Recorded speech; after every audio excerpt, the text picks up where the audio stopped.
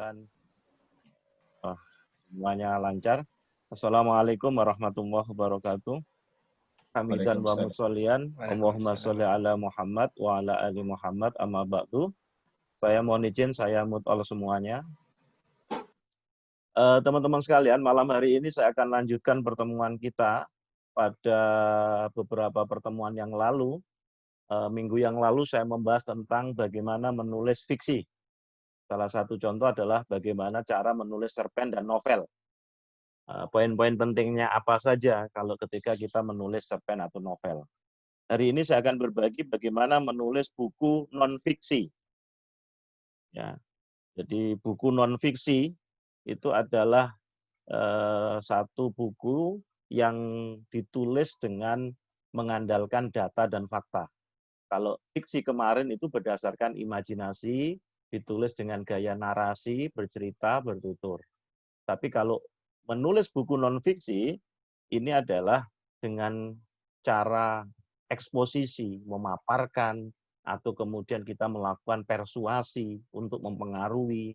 Jadi memang ini berdasarkan data, fakta, atau ada teori.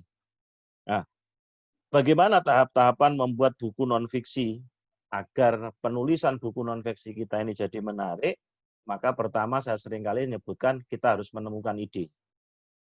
Jadi menggali ide buku non-fiksi itu bisa kita coba dengan cara kita punya keahlian apa. Jadi kita bisa buat list keahlian kita apa, di bidang apa saja yang kita kuasai. Nah, itu juga bisa menjadi sumber ide bagi penulisan buku non-fiksi. Atau kita punya hobi apa yang sering kita lakukan. Nah, jadi kita bisa juga memulai menulis itu dari minat kita. Atau kita juga bisa melakukan survei ya, survei di browsing ya, buku-buku non-fiksi yang sudah laris atau di toko-toko atau kemudian browsing di internet. Nah, tinggal kemudian kita bisa melihat, oh kira-kira nanti aku menulis modelnya kayak gini, buku non-fiksi. Jadi bisa menggunakan ATM, amati, tiru, modifikasi. Jadi seperti yang sekarang disusun, yang ditulis oleh Mas Sam, dari Ende Flores itu adalah buku non-fiksi. Jadi beliau mulai menelusuri tentang apa aksara asli dari NTT sana yang sudah mulai punah. Jadi itu seperti nampak mengeksplorasi tentang sejarah aksara atau bahasa yang di ND yang mulai punah. Itu juga termasuk penulisan buku non-fiksi. Setelah kemudian ide ketemu, maka yang kedua adalah mengumpulkan data. Jadi memang menulis buku non-fiksi itu berbeda dengan menulis buku fiksi. Kalau buku fiksi itu lebih banyak mengandalkan imajinasi. Tapi kalau buku non-fiksi, ya menulis buku non-fiksi, ini berarti membutuhkan tidak membutuhkan data fakta. Jadi menulis buku non-fiksi justru tidak menguras energi karena kita cukup menuliskan informasi, fakta, data. Namun bukan berarti kita tidak bekerja keras. Jadi kita mulai mengumpulkan data, kemudian fakta, yang itu untuk memperkuat buku yang mau kita tulis karena bukunya adalah genrenya adalah non-fiksi. Kemudian yang ketiga adalah kita membuat konsep bukunya apa. Nah, kita memerlukan konsepnya. Jadi misalnya kita perlu buku non-fiksi, konsepnya kayak apa? Jadi kita bisa menggunakan konsep misalnya kayak buku panduan, how to. Jadi bagaimana cara, itu berarti bentuk buku non-fiksi dalam bentuk panduan. Bagaimana cara beternak ayam buras, bagaimana cara budidaya jamur, misalnya gitu. Itu juga buku-buku non-fiksi. Jadi kita mau melihat konsepnya kayak apa. Jadi kita bisa menulis buku non-fiksi, bisa menuliskan poin-poin pentingnya dulu, kemudian menyusun babnya, subbab, ataupun membuat pertanyaan-pertanyaan. Jadi itulah yang kemudian pernah saya bahas, bagaimana kita membuat peta pikiran. Jadi dengan membuat peta pikiran, itu nanti itulah konsep berpikirnya, itulah daftar isi dari buku non-fiksi. Ya. Atau juga bisa menggunakan berapa bab, dari satu bab ini ada subbabnya, kemudian ada subbabnya lagi, boleh pakai model yang kayak gitu. Atau kemudian kita bisa membuat pertanyaan-pertanyaan. Jadi boleh mau membuat model pertanyaan, kemudian jawaban. Ya, jadi model pertanyaan-pertanyaan, kemudian ada jawabannya. Ini biasanya dipakai teman-teman psikolog, teman-teman konsultan. Itu ada yang menulis modelnya kayak gitu. Ada pertanyaan, ada kasus, jawabannya apa. Ada pertanyaan, ada kasus, jawabannya apa. Boleh kita membuat konsep buku semacam itu. Jadi kita harus punya bayangan kira-kira akan membuat buku seperti apa. Ya, apakah panduan praktis, ya, apakah kumpulan kisah inspiratif, atau dan seterusnya, atau kumpulan dari artikel-artikel yang pernah kita tulis. Yang pernah kita tulis, kemudian kita cari tema yang satu rumpun, yang kemudian kita kumpulkan. Bisa juga jadi buku non-fiksi. Itu namanya kumpulan artikel-artikel. Seperti buku yang saya tulis, Buatlah Tanda di Alam Semesta, itu adalah buku materi yang saya sampaikan di berbagai channel TV, di berbagai channel YouTube, di berbagai forum yang saya isi, itu kemudian saya tulis, saya kumpulkan, maka jadilah buku Buatlah Tanda di Alam Semesta. Nah, kita juga bisa membaca buku dengan jenis yang sama. Ya, dengan buku jenis yang sama yang mau kita tulis, yang kemudian kita ATM tadi itu, amati, tiru, modifikasi. Jadi kira-kira keunggulan buku yang saya tulis itu apa dibandingkan dengan buku yang sudah ada di pasaran. Jadi kalau kita ke toko buku, kalau kemudian kita browsing, kita tidak bisa lihat-lihat. Aku ingin nulis model buku kayak ginilah. Kalau buku non-fiksi, boleh. Nah, di dalam buku 90 hari menulis buku itu, saya buat listnya itu. Minggu pertama apa, minggu kedua apa, itu agar memudahkan kita untuk bisa membuat planning ya. Nah, setelah itu kemudian yang keempat adalah gaya bahasanya. Disesuaikan gaya bahasa tulisan kita dengan keperluan atau jenis buku non fiksi yang kita tulis. Jadi misalnya keperluan reportase misalnya, itu beda dengan buku non fiksi populer. Beda juga kalau menggunakan karya ilmiah. Beda juga kalau kemudian kita nulis untuk di blog. Nanti disesuaikan dengan segmennya, disesuaikan gaya bahasanya. Kemudian yang kelima, bagaimana menulis buku non-fiksi itu harus disertakan data pendukung. Jadi ada data pendukung yang diperlukan. Karena biasanya ada contoh kejadian, ada contoh aplikasi, ada foto, ada gambar, ada riset, ada penelitian. Jadi menggunakan data-data pendukung di mana untuk memperkuat buku non-fiksi yang mau kita tulis. Setelah itu kemudian tulis bagian-bagian naskah buku dengan lengkap. Jadi misalnya apa? Judulnya, setelah judul kemudian kata daftar isi, kemudian kata pengantar, kemudian ada prolognya, kemudian dari daftar isi mulai dari bab 1, bab 2, dan seterusnya, kemudian ada epilog, kemudian daftar pustaka, kemudian biografi penulis. Itu biasanya kerangka buku-buku non-fiksi. Selanjutnya adalah menentukan judul. Jadi saya seringkali judul itu bisa jadi kita buat di akhir saja. Jadi setelah kerangka berpikirnya ketemu, nanti kalau sudah selesai semua naskahnya, baru kemudian kita bisa buat judul. Jadi kita bisa buat judulnya, terus kemudian bagaimana nanti tips-tips membuat judul itu sudah saya tuliskan di buku 90 hari menulis buku. Ya, nanti Anda juga bisa pesan atau memiliki. Kemudian yang ke-8 baru Anda melakukan self editing. Jadi Anda baca lagi, terus kemudian baru kemudian diedit, kalau kurang data ditambahkan, Anda cross check data.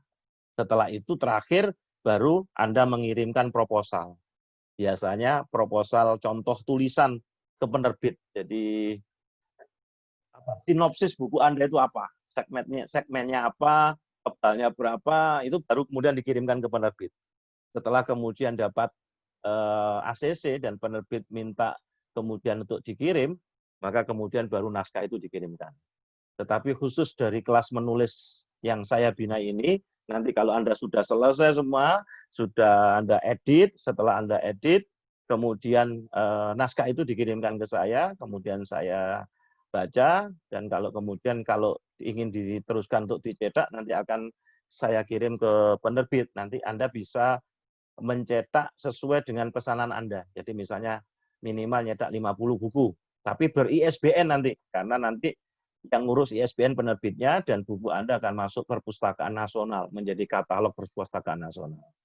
Nah, itu demikian teman-teman sekalian, kira-kira proses bagaimana menulis buku non-fiksi itu. Nah, nanti bagaimana model-modelnya dan gaya-gayanya, nanti Anda bisa bertanya. Nanti kita bisa menggunakan alur berpikir buku non-fiksi itu modelnya bab, subbab, ya, bab 1, ada bab, ada subbab, dan sebagainya, ada prolog, ada epilog, kemudian tadi ada daftar pustaka, atau Anda modelnya mengalir saja. Dari awal sampai akhir itu mengalir saja, tanpa ada kemudian judul-judulnya. Itu ada yang model kayak gitu. Tapi ada juga yang model problem solving, ya, ada problem solving, ada pertanyaan dijawab, ada sebab akibat, ada yang model kayak gitu. Ada yang kemudian menggunakan topi berpikir, yang sudah pernah saya jelaskan. Ada 6 topi berpikir itu, ada topi berpikir putih, berpikir tentang data fakta, kemudian ketika kita sudah mulai melihat ada peluang, ada semangat, ada terobosan, berarti topi kuning. Kalau sudah mulai dikritisi, berarti pakai topi hitam. Kalau kemudian dilihat lagi, kok ini ada solusi, ada gagasan-gagasan yang kreatif, itu berarti topi hijau. Kalau Anda sudah mulai melibatkan emosi dan perasaan, berarti Anda topi merah. Kalau Anda sudah bisa menyimpulkan, dan langkah selanjutnya apa, itulah topi biru. Itu yang saya sebut 6 topi berpikir. Itu pada pertemuan-pertemuan sebelumnya. Tapi Anda juga bisa menulis dengan model tadi itu, sebab akibat, atau bisa tanya jawab, atau Anda bisa menulis buku non fiksi itu dengan model numerolik. Jadi ada 7 hal, ada 7 kunci sukses. Anda bisa 1 apa, 2 apa, ada yang model kayak gitu. Nah, ada juga yang menggunakan model penulisan jurnalistik kuno, 5W1H. Boleh-boleh saja. Yang penting kemudian kita enjoy dan gagasan Anda bisa dinikmati oleh pembaca.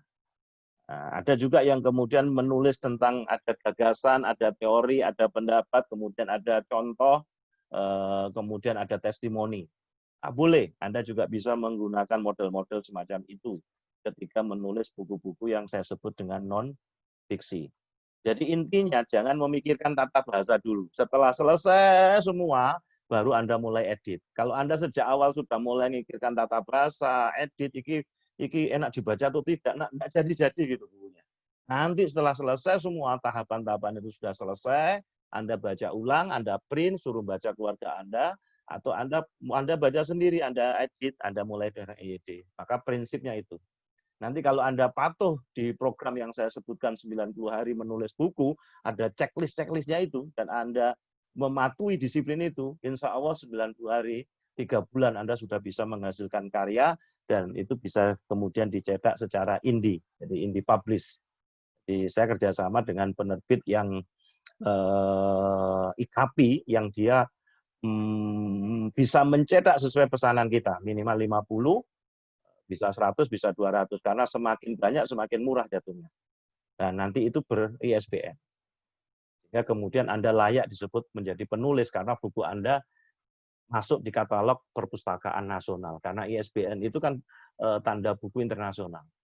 Dan kalau buku itu sudah jadi oleh penerbit, 2 buku disetorkan ke perpustakaan pusat. Baik, itu teman-teman sekalian, yang saya bicarakan malam hari ini adalah bagaimana kita menulis buku non-fiksi. Minggu yang lalu saya bicara tentang bagaimana menulis buku fiksi. Saya bicara tentang cerpen, saya bicara tentang apa? Novel, bagaimana menulis novel itu. Hari ini saya bicara tentang bagaimana menulis buku-buku non-fiksi. Silakan kalau ada yang didiskusikan. Boleh live chat, boleh juga langsung kemudian di unmute, karena Anda bisa langsung berkomunikasi dengan saya. Monggo. Silakan. Saya buka tanya jawab, karena ilmu itu dibuka dengan cara bertanya, dengan bertanya. Kalau tidak ada pertanyaan ya berarti saya pikir sudah paham dan saya tinggal tunggu hasil karyanya disetor ke email atau di WA group. Nanti akan saya sampaikan email saya. Jadi kalau sudah selesai, beberapa teman yang sudah selesai gelombang-gelombang sebelumnya sudah menghasilkan karya-karya buku yang luar biasa. Ada guru, ada kepala sekolah, dan sebagainya. Nah, ini sekarang kelas khusus lagi bagi para pembeli buku saya yang terbaru. Buatlah Tanda di Alam Semesta, saya berbagi untuk bagaimana Anda bisa berkarya dalam waktu 3 bulan. Silakan kalau ada yang ditanyakan, monggo dibuka saja di unmute atau bisa live chat kalau. Ada yang tanyakan? Monggo silakan. Mas Anwar mungkin, Bu Dewi. Ya, Ustaz. Ya. Ini kan saya baru ikut yang kemarin untuk materi non fiksi belum ikut ini. Apakah sama itu? Sekarang materi non fiksi.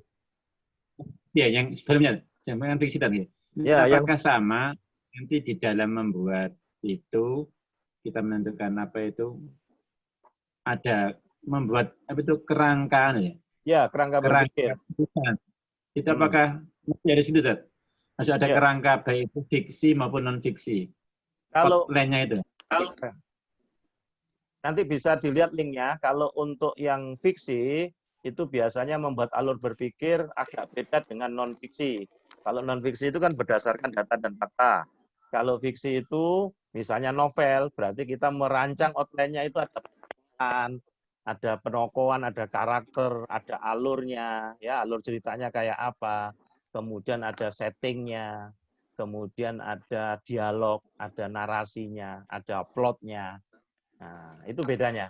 Karena kalau fiksi kan kayak novel itu, berarti kan harus ada karakter, ada penokohan, ada karakter, ada settingnya. Nah, minggu yang lalu sudah saya sampaikan itu. Nah, itu jadi bikin outline-nya itu kayak bikin alur ceritanya kayak apa.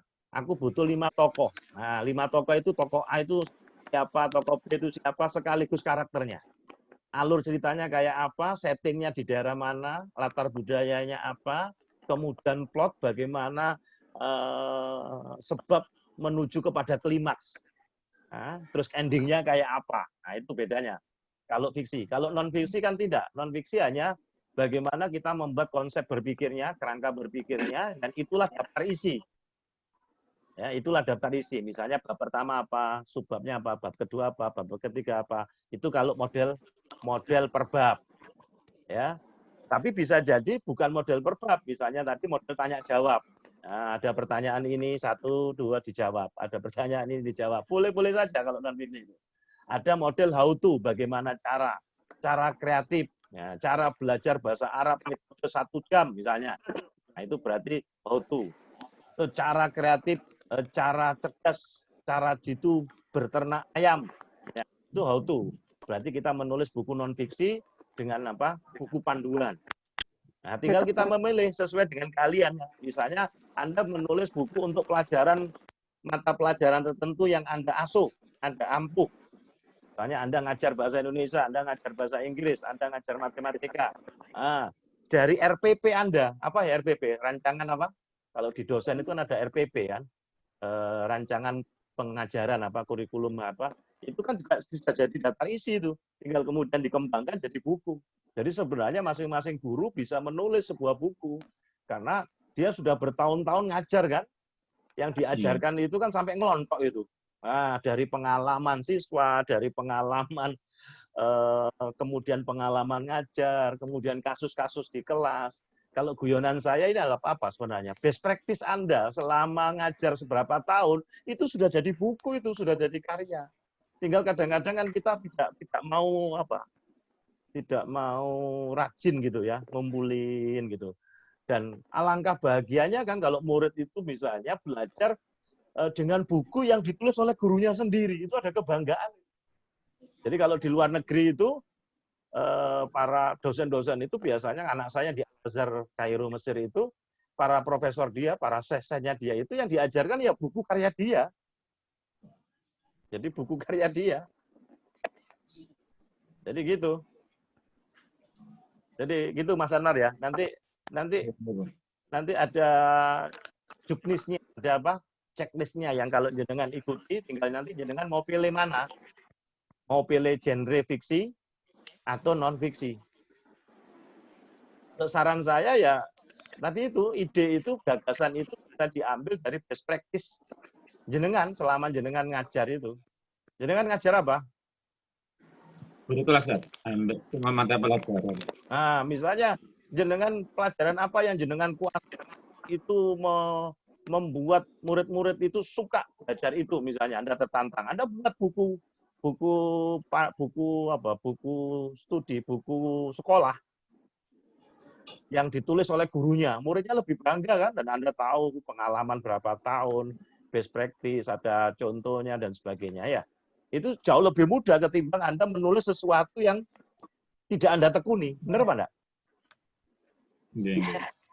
Kalau saya lebih menyarankan best practice jenengan selama ngajar itu bisa jadi pengalaman ngajar, pengalaman profesi, itu bisa jadi buku. Ya. Dan itu menjadi kenangan yang luar biasa. Lama buku itu nanti dikaji terus oleh murid-murid jenengan, dibaca, kan ilmunya manfaat terus itu, mengalir terus.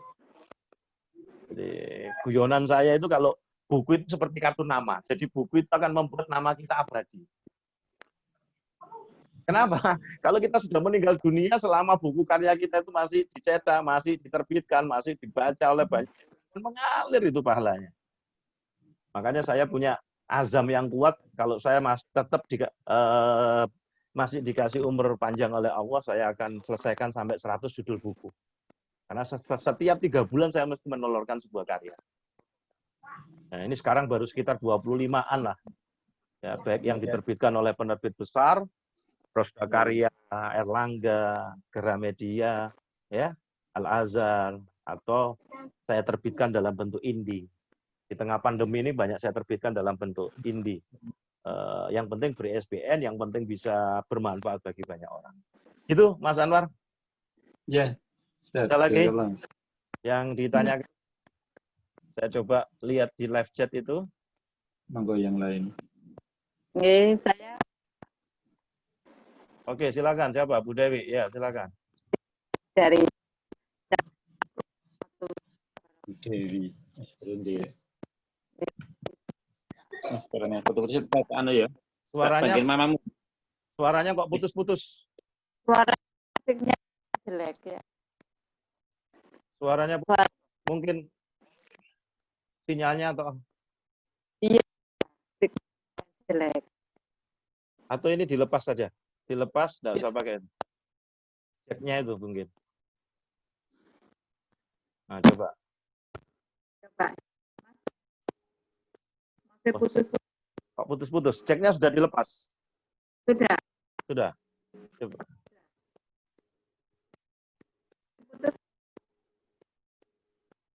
Oke, masih putus-putus. Di live chat aja, Bunda. Kok sinyalnya ini. Tapi kalau lihat sinyalnya di tempat jenengan harusnya bagus. Karena kalau tidak bagus. Itu, Pak. Baik. Saya akan jawab yang lainnya dulu karena putus-putus.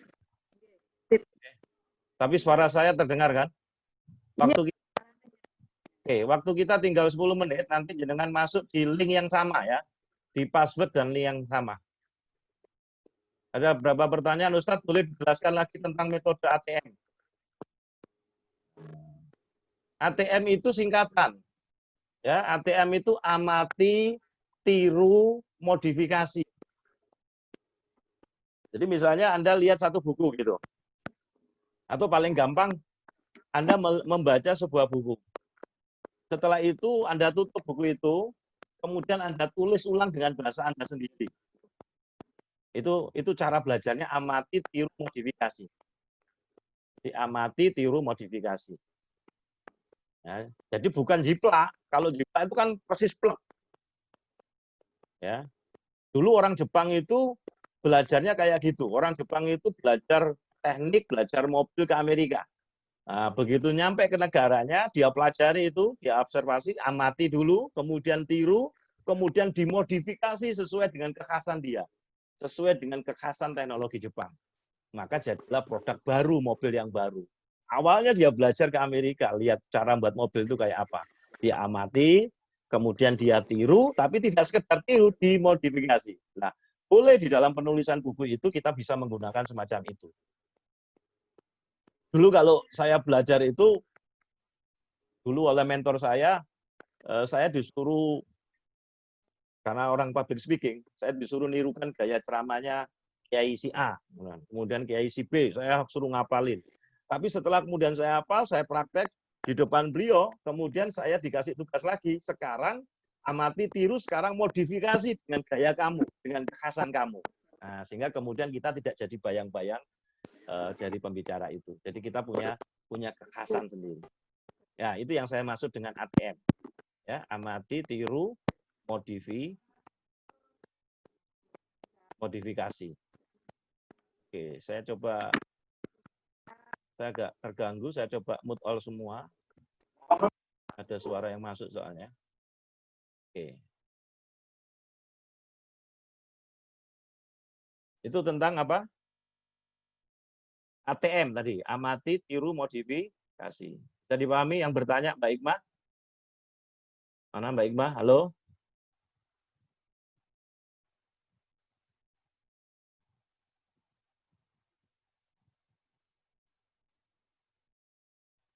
Mbak Iqmah, sudah bisa dipahami ya? Kemudian ada pertanyaan dari Sam, dari NTT, dari ND nih. Mohon maaf Ustadz, internet saya kurang stabil. Oke. Mohon Ustadz jelaskan tadi bilang masing-masing tulisan mempunyai gaya bahasa sendiri-sendiri. Apakah gaya bahasa yang saya maksud itu topi?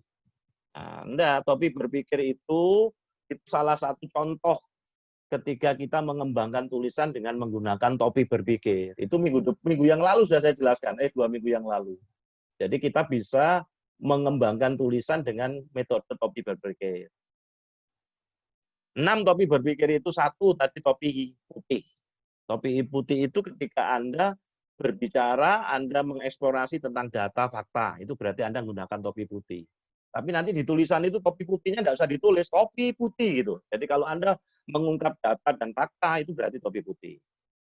Kalau Anda menemukan sebuah ide baru, kemudian semangat, ada harapan, ada rasa optimis, berarti Anda menggunakan topi berpikir kuning. Kalau Anda sudah mulai mengkritisi, ya, dengan mengkritisi, dengan dikritisi dengan teori, dikritisi dengan dalil, kemudian Anda mulai menjustifikasi, maka berarti Anda punya topi, Anda menggunakan topi hitam. Kalau Anda kemudian mendapatkan solusi, mendapatkan ide-ide kreatif, maka berarti Anda sudah menggunakan topi berpikir hijau. Kalau Anda sudah melibatkan emosi dan perasaan Anda, berarti Anda menggunakan topi merah. Kalau Anda sudah menyimpulkan langkah-langkah selanjutnya apa, berarti Anda menggunakan topi biru. Nah, jadi bagaimana urutan topinya itu sesuai dengan apa? Kebutuhan. Anda bisa bayangkan kalau kita menulis dengan gaya menerapkan 6 topi berpikir, wah tulisan Anda kan luar biasa. Jadi bukan hanya informasi saja, informasi data dan fakta saja. Itulah metode yang saya sebut dengan metode 6 topi berpikir. Nah, bagaimana tulisan di blog, di koran, atau karya ilmiah? Tentu tulisannya beda-beda. Jadi kalau di blog itu kita paling lama, paling panjang tulisan di blog itu 2 halaman. Dan bahasanya itu to the point saja. Jangan bertele-tele. Nah, beda lagi kalau kita nulis di koran, beda lagi kalau kita nulis karya ilmiah. Nah, itu nanti bisa Anda baca di buku saya yang 90 hari nulis buku. Ya, itu sudah saya jelaskan juga di situ. Bagaimana kemudian menulis di blog itu. Bagaimana kemudian menulis artikel buku non-fiksi tadi yang sudah saya sampaikan. Jadi gitu, Mas Sam ya. Jadi gunanya topi berpikir itu agar kita bisa menulis secara sistematis. Kemudian pertanyaan lagi dari Mbak siapa ini? Mbak Vina ya. Ada pertanyaan dari Mbak Vina. Kita coba. Ustadz, mohon maaf izin bertanya, ketika menulis teks opini yang bagus, itu lebih baiknya urutannya seperti apa ya Ustadz? Apakah fakta dulu, kemudian opini kita, atau dicampur-campur saja? Nah, saran saya, Mbak Vina gunakan topi berpikir lagi tuh. Nah, urutan topi berpikirnya terserah. Misalnya topi putih dulu, fakta. Kemudian Anda menggunakan topi hijau. Nah, Anda melihat semangat, ada optimis. Setelah itu topi hitam dikritisi. Kemudian dikembalikan lagi kepada topi kuning maksud saya. Terus kemudian dari topi kuning ke topi hijau. Kemudian dikritisi lagi oleh topi hitam. Kemudian Anda sudah mau melibatkan emosi dan perasaan, Anda gunakan topi merah. Kalau Anda sudah mulai menyimpulkan dan langkah selanjutnya apa adalah topi putih. Topi biru. Ya, Mbak Vina bisa gunakan topi berpikir tadi untuk menulis artikel sehingga bahasanya juga bisa kalau lagu itu ada nada-nadanya yang luar biasa. Ya, bagaimana urutannya? Ya disesuaikan. Ya, jadi ya disesuaikan. Nanti urutannya apa? Misalnya Anda bisa menggunakan habis fakta, data, topi putih, kemudian topi hijau, berarti ada semangat, ada optimis, kemudian dikritisi pakai topi hitam, ada semangat tadi topi kuning, rasa optimis, kemudian dikritisi pakai topi hitam, kemudian ada topi kuning lagi, kemudian pakai topi hijau, Anda sudah menemukan gagasan solusi, sampai kemudian Anda mengambil keputusan, Anda melibatkan emosi bagi topi merah, baru kemudian topi biru. Kira-kira gitu urutannya Mbak Vina. Tapi urutan itu sesuai dengan kekhasan kita nanti. Nah, yang penting jangan data saja. Kalau data saja berarti kita hanya reportase, kita hanya memberi informasi. Tapi kalau opini berarti kita harus ada kesimpulan, harus kemudian ada data, harus ada kritisi, mengkritisinya, kemudian harus ada gagasan-gagasan kreatif.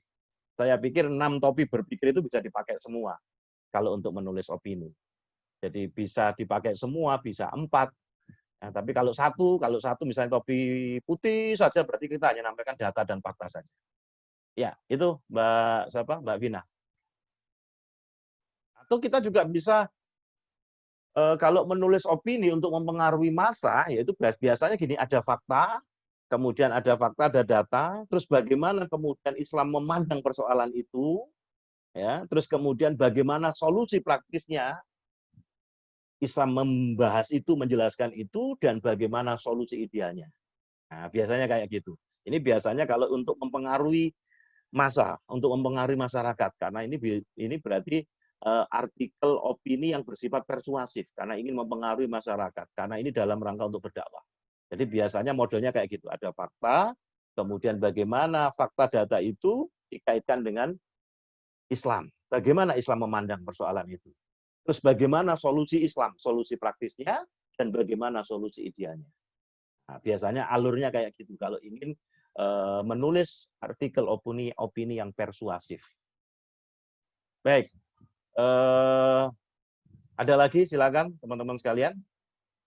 Jadi waktunya kurang 1 menit, kita akan break dulu. Silakan nanti teman-teman masuk di link yang sama ya, di ID meeting yang sama, passwordnya sama ya. Saya akan keluar dulu, nanti jenengan masuk di ID meeting yang sama dan password yang sama. Oke?